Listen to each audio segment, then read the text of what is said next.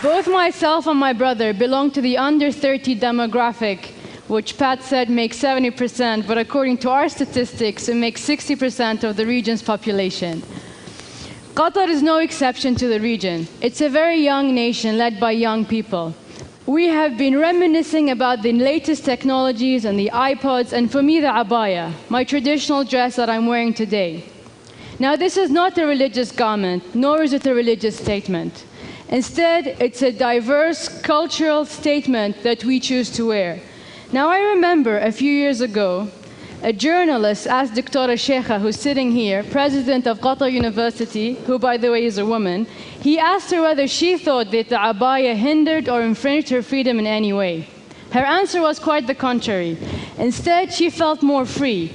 More free because she could wear whatever she wanted under the abaya. She could come to work in her pajamas and nobody would care. Not that you do, I'm just saying. My point is here, people have a choice. Just like the Indian lady could wear her sari or the Japanese woman can wear her kimono. We are changing our culture from within, but at the same time, we are reconnecting with our traditions. We know that modernization is happening, and yes, Qatar wants to be a modern nation, but at the same time, we are reconnecting and reasserting our Arab heritage. It's important for us to grow organically, and we continuously make the conscious decision to reach that balance. In fact, research has shown that the more the world is flat, if I use Tom Friedman's analogy, or global, the more and more people are wanting to be different. And for us young people, they're looking to become individuals and find their differences amongst themselves, which is why I prefer the Richard Wilk analogy of globalizing the local and localizing the global. We don't want to be all the same, but we want to respect each other and understand each other. And therefore, tradition becomes more important, not less important. Life necessitates a universal world. However, we believe in the security of having a local identity, and this is what the leaders of this region are trying to do. We're trying to be part of this global village, but at the same time, we are revising ourselves through our culture institutions and culture development. I'm a representation of that phenomenon. And I think a lot of people in this room, I can see a lot of you are the same position as myself, and I'm sure, although we can't see the people in Washington, they are in the same position. We're continuously trying to straddle different worlds, different cultures, and trying to meet the challenges of the different expectations from ourselves and from others. So I want to ask a question. What should culture in the 21st century look like? In a time where the world is becoming more personalized, when the mobile phone, the burger, the telephone, everything has its own personal identity, how should we perceive ourselves and how should we perceive others? How does that impact our desert culture? I'm not sure of how many of you in Washington are aware of the culture developments happening in the region, and the more recent Museum of Islamic Art opened in Qatar in 2008. I myself am personalizing these culture developments, but I also understand that this has to be done organically. Yes, we do have all the resources that we need in order to develop new culture institutions.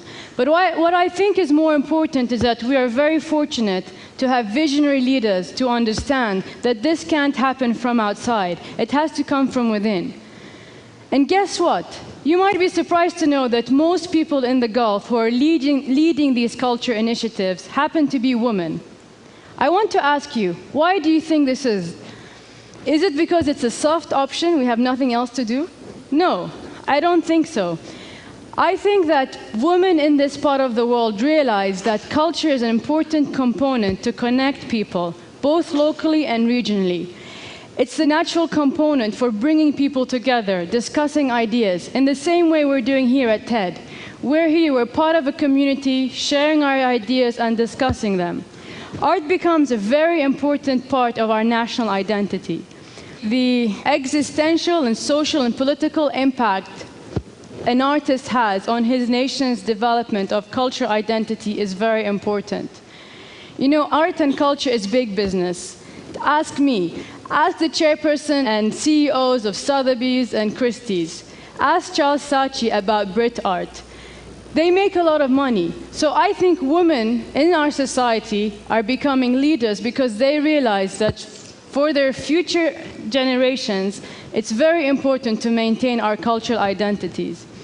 Why else do the Greeks demand the return of the Elgin marbles? And why is there an uproar when a private collector tries to sell his collection to a foreign museum? Why does it take me months on end to get export license from London or New York in order to get pieces into my country? In a few hours, Shireen Nishat, my friend from Iran, who's a very important artist for us, will be talking to you. She lives in New York City, but she doesn't try to be a Western artist. Instead, she tries to engage in a very important dialogue about her culture, nation, and heritage. She does that through important visual forms of photography and film. In the same way, Qatar is trying to grow its national museums through an organic process from within. Our mission is of culture integration and independence. We don't want to have what there is in the West. We don't want their collections. We want to build our own identities, our own fabric, create an open dialogue so that we share our ideas and share yours with us. In a few days, we will be opening the Arab Museum of Modern Art. We have done extensive research to ensure that Arab and Muslim artists and Arabs who are not Muslims, not all Arabs are Muslims, by the way, but we make sure that they are represented in this new institution. This institution is government-backed, and it has been the case for the past 3 decades.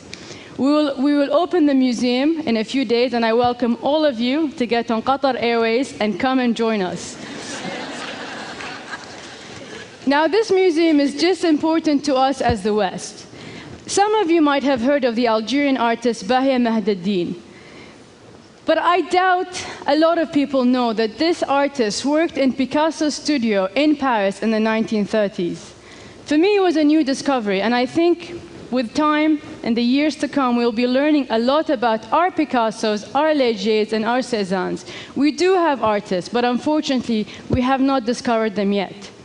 Now, visual expression is just one form of culture integration. We have realized that recently more and more people are using the means of YouTube and social networking to express their stories, share their photos, and tell their own stories through their own voices. In a similar way, we have created the Doha Film Institute. Now, the Doha Film Institute is an organization to teach people about film and filmmaking. Last year, we didn't have one Qatari woman filmmaker. Today, I'm proud to say we have trained and educated over 66 Qatari women filmmakers to edit, tell their own stories in their own voices.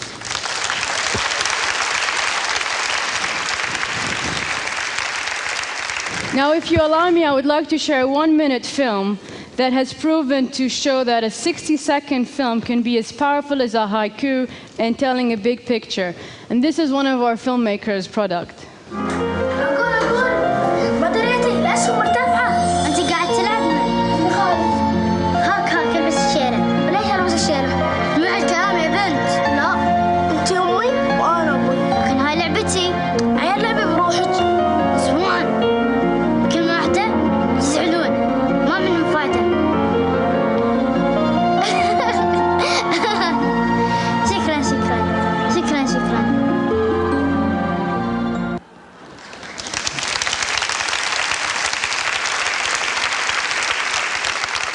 Going back to straddling between East and West, last month we had our second Doha Tribeca Film Festival here in Doha.